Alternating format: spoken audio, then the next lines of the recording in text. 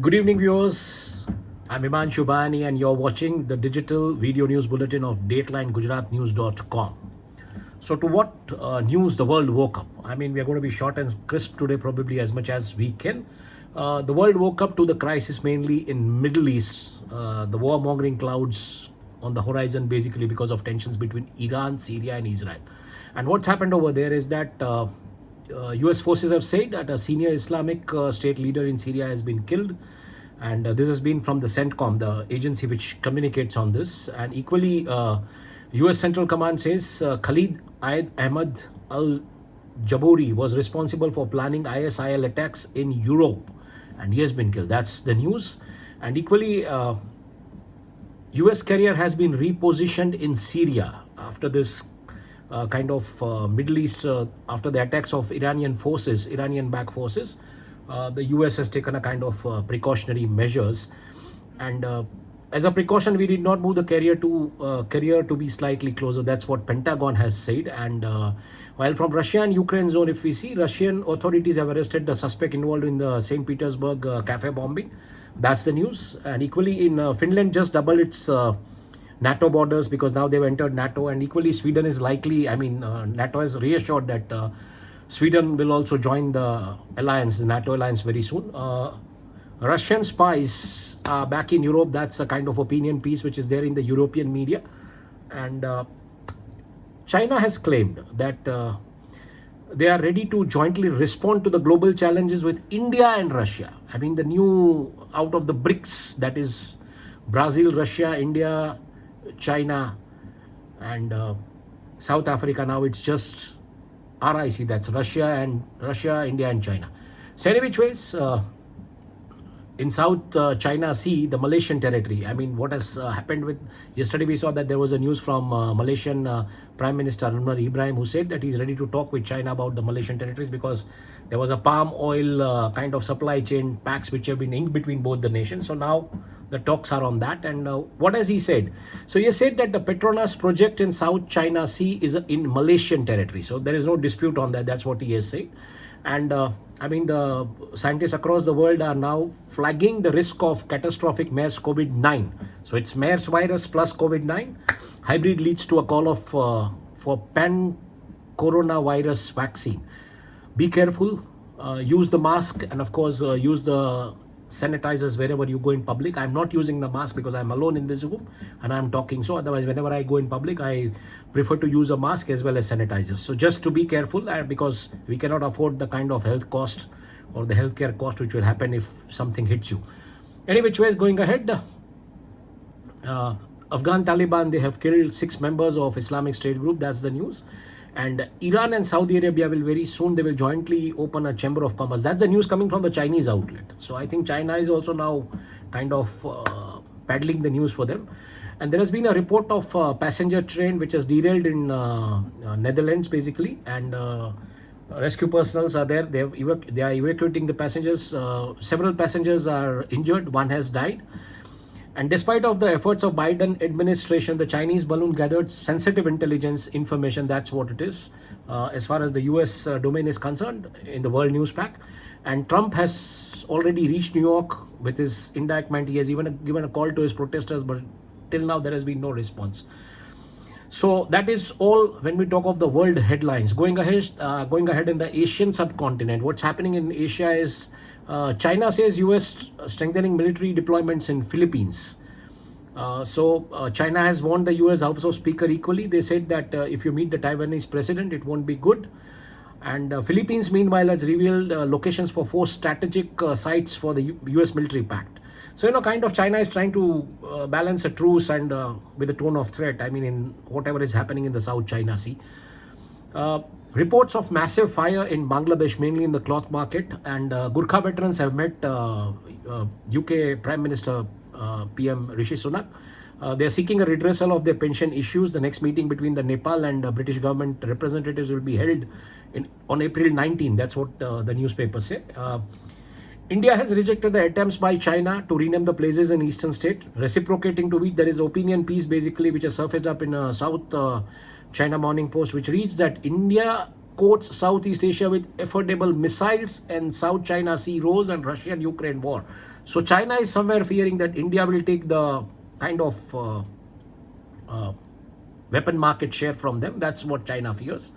The way China has sold weapons to Philippines and other countries in Southeast Asia. Russia has claimed that the Western support for Ukraine-led.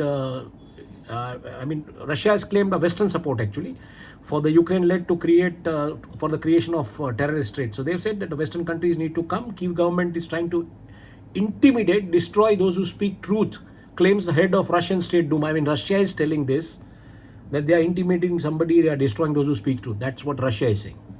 Great. China no longer supports the Japan's claim to Russian-held islands. That's what has been reported, and this is kind of the talk. This is on the sidelines of the talk which has surfaced between the recent talks between Russia and Russian President Putin and Xi Jinping, and this somewhere indicates, that it's moving away from that position, and this could, kind of create a problem. While the things might change, be more difficult for those settling decades-long dispute on the islands that Moscow seized in the during the end of the World War II. So that's a whole history. I'm not going into that, but that's a whole history. Now, China no longer supports the Japan's claim on the Russian-held islands. So that's the development on the Southeast Asian front and Asia. Shipping lines are getting worried about dependence on China. That's again an opinion piece, and bringing shipyards back to West will take enormous investments. This is, I think, worth a piece which is reading. Especially when you're talking of the maritime war zones and the maritime securities. Going ahead, we go to Middle East. Israel will be opening the West Bank crossing for 5 days in a week. That's what has happened. But equally, Palestinian terrorists have opened a fire on the IDF cargo plane. Erdogan in Turkey has become the first owner of the Turkish-made home e-vehicle. That's a car, basically. That's what he has bought. That's a Turkish-made car. He has bought it. He's the first customer. Bus attack in Syria having injured 16 near Jordan border. That's the news. Evacuation notice has been given to a drone factory, which, there are some allegations, there are accusations that they have been sending weapons to Israel now. So the Palestinian Action activists, they have given a kind of evacuation notice to this drone factory. Netherlands has announced a missile system which is better than HIMARS. How weapons from Israel are taking over the European market. That's something what's happening. And how technology can support supply chains and global geopolitical instability. The free flows of good and information across the borders is dependent on stable relationships. That's an opinion piece again in Middle East media. And how will Russia benefit from the fresh oil cut productions which has been announced by OPEC? This is, I think one needs to read, as to how when OPEC has gone and stopped its production data, how this will benefit Russia, because they are sitting on a huge inventory of oil, gas, everything with the Arctics and everything in their control.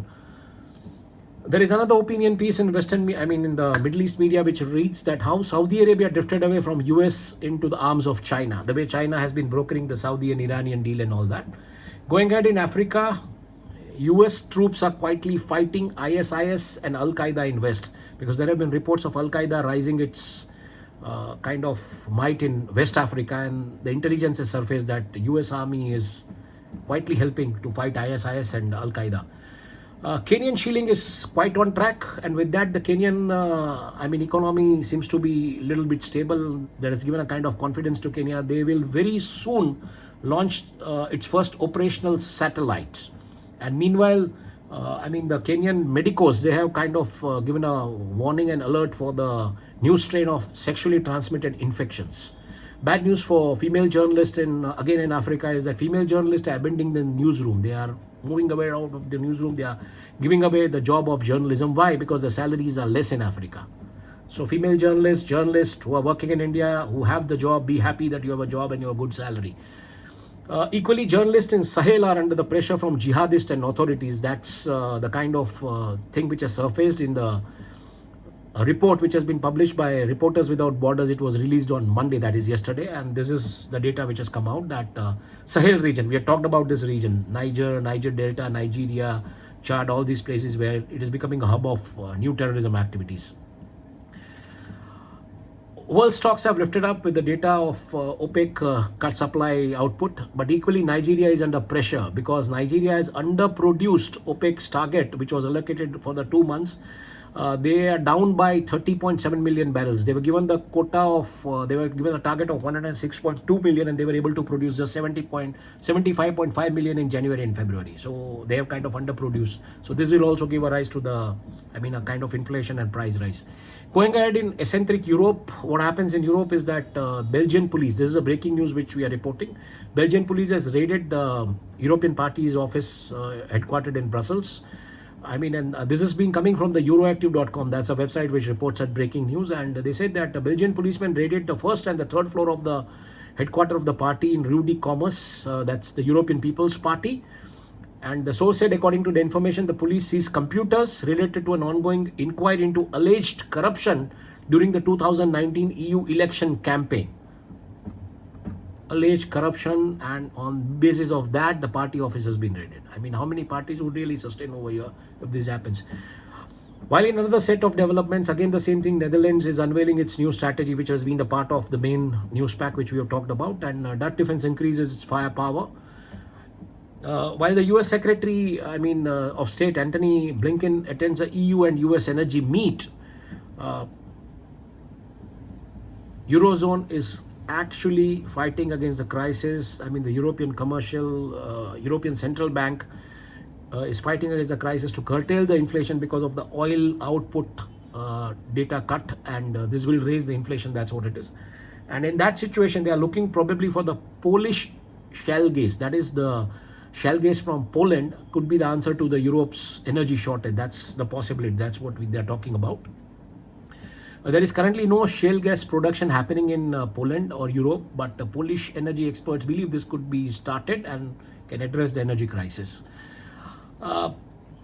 Responding to the entry of Finland in NATO, Russia has started beefing up the military in the northwest, while reports have also surfaced that Ukraine has now become one of the most mine-contaminated nations of the world. It has lots of mines spread, across. Going ahead in the US subcontinent, that is USA, Caribbean and Latin America, what's happening is that, of course, the news is loaded with the Trump trials and all that excitement which is oozing out of the Trump trials. And meanwhile, in Canada, the economists fear that Canadian inflation rate to start rising again, because the OPEC has given a data of the oil output cutting, and they said that they will chop the oil output, and this could again, raise the fuel prices and could raise the inflation. Weather is not good in Canada. Vancouver has broken all the records of winter snow records, basically. So weather is something which is kind of playing a bad sport in Canada. And infectious agents in Pacific salmon fish has been detected along the British Columbia coast in Canada. So that's a kind of alert which has been issued by the Health Administration Department. Reports surfaced that the migrant family, which was a migrant family from Gujarat, the 4 people from the village in Vijapur district of Gujarat, they tried to cross the border. They drowned basically in that process, and near the St. Lawrence, and if they were actually to be deported, that's the news. So if they would have not died, they would have been deported. So may their soul rest in peace, but this is the news. Trump has arrived at the New York court. He has put all efforts to mobilize or call for protests against his indictment, but most of the efforts have gone unanswered so far. So that's what's happening. Of course, there have been reports in US media about the complicated future of the Ukrainian refugees, and US nuclear weapon damaged in what could be the first missile accident since the Cold War. So there has been a kind of accident, and that's what it is. Equally, the news from Mexico. When we talk of the news from Mexico, Delhi's most wanted gangster, Deepak Boxer, has been arrested, who was held by Lawrence Bishnoi to flee out of India. And that's how it is happening. And as the US risk deepens, as the economy contracts, the risk equally is passing on to Mexico, and they are feeling kind of accentuated risk with the deep US contraction basically, not concentration, sorry. And good news on some renewable energy front from Mexico is that Arctic is poised to provide 365 megawatt of solar tracking solution to the largest solar project in Mexico. And in Latin America, Russia will continue to strengthen its strategic cooperation with Cuba. Dominion Utility lands permanent concession for solar activities and solar installments and everything. Equally, Guyana is importing stones from Jamaica to meet the local demand. Imagine they're importing stones. Patthar.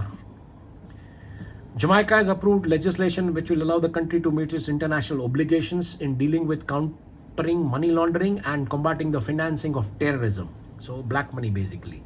And Venezuela's oil exports rose in March, is highest monthly average since August, boosted by resumption of loading after the export freeze and rising cargoes assigned to Chevron Corp, according to documents and shipping data.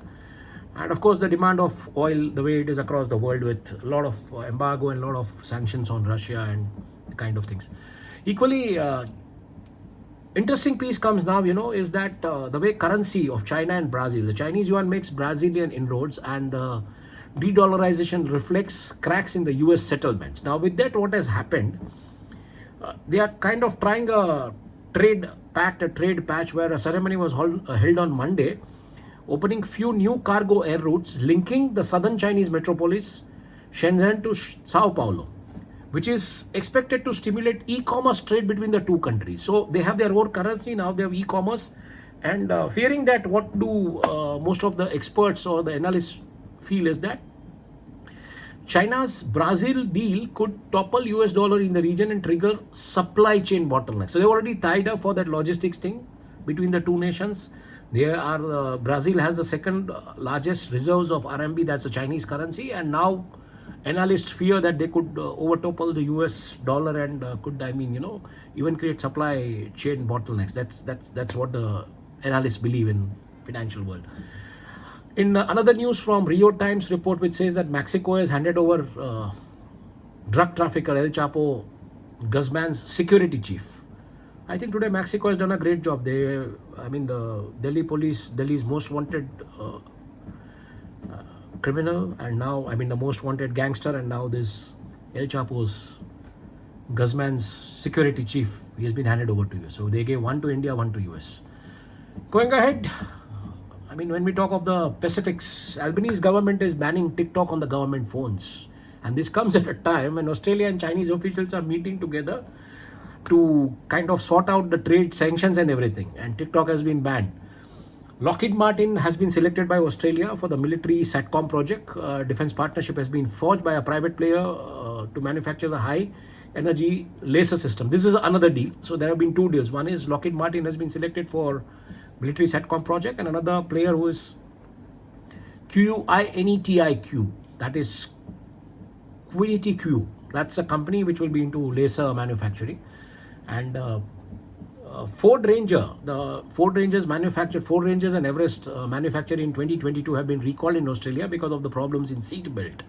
So that's a kind of thing. And equally in New Zealand, if we see the New Zealand Prime Minister, the former New Zealand Prime Minister Jacinda Ardern, she would be take up a unpaid anti-extremism role.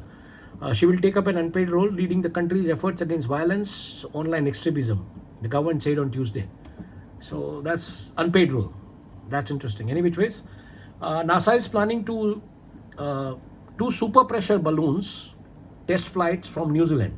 So NASA might just fly two super pressure balloons from New Zealand. And CCTV cameras made by the state-owned Chinese firms have been found in New Zealand government's building and the Member of Parliament's house. So they know everything what is happening in New Zealand government offices and what is happening in the MP's house. And the data comes that the red meat exports from New Zealand, it has dipped mainly because of the COVID-19 and the kind of hazy global economic scenario. So the demand is kind of dipping. So that's what it is. Going to the frozen polars, Russia is violating iconic Antarctic mining ban, which all the governments know. And Aussie government has pledged kind of Australian Antarctic reforms. These reforms are social in nature, environmental nature, in all aspects. Canada wakes up. US, they say that there is a strategic hangar in Arctic which you need to buy, you need to claim, because Chinese interests have surfaced in that hangar. So, the war, as I said, is going to be between China and Russia on one side, and US and Canada and NATO countries on the other side for the resources in the Arctic and Antarctic and frozen polars. Massive willow oil project from the ConocoPhillips table on the northern Alaskan slope that has got the nod from the court. The court has said go ahead. The case will continue, but till then you can continue with this. Something which is impossible, the scientists are trying to do that. They are in efforts to preserve the ice memory. So they are gathering the ice data and they are trying to preserve the ice. Ice melts, they're trying to preserve the ice memory. So let's see how they do it. And this is keeping in view that the way the glaciers are melting, and they want that data to be collected. So what are the impurities, what are the level of glacier sheets and everything. But they want to preserve that. How do you preserve a melting ice? That's the challenge. Any which ways, Arctic LNG 2 project having achieved 73% completion. That's the news coming from the Russian establishment. As the end of 2022, the first stage at 95% displays readiness. So it's ready to kick off. That's what it is. While the Arctic Basin ports throughput in February 23 has been up, chiefly due to coal and coke cargo, the European Union has proposed measures to block the imports of the Russian Arctic LNG. So this is the news across the day. Wishing you a good day tomorrow. Thank you for listening us patiently. In case if you want to read the news, there is a newsletter. You can go to our website. There is a web edition and there are video editions. So you can see that, you can read that. Thank you.